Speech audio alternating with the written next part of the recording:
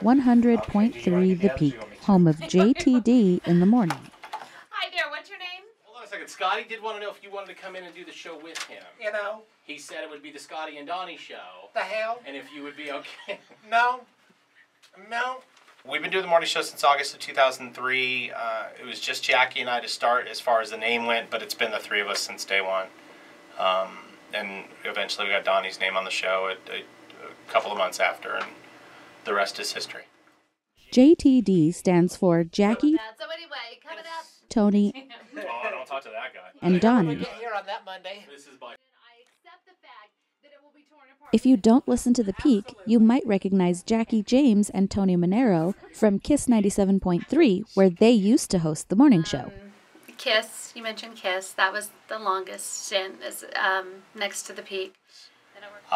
Worked at a radio station in Corpus Christi for about a year and a half, and then ended up here doing mornings with some lady on Kiss FM. That lady ended up being Jackie James. And you might also recognize Donnie Chase from his past work experiences. Yeah, well, you know, I worked at Channel 13 for a while before I came here.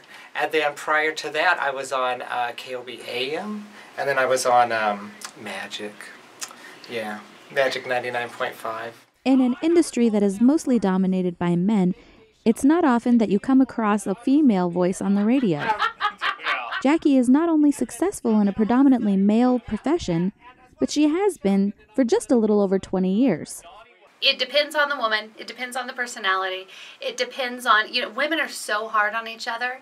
And when you're talking about radio, which is a business where you're really getting a quick glimmer of a woman's personality, not every woman connects, and it's hard to do. And women are easier on men, hence the reason why you hear more men and not as many women.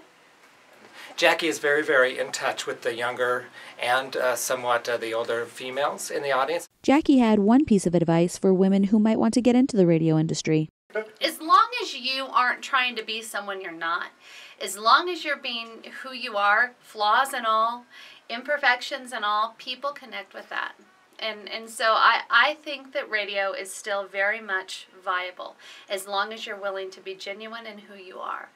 And you got to keep at it. The same way you would have had to keep at it, 15 years ago to get your foot in the door. You got to be willing to do what it takes to get your foot in the door and then go from there. And then so as far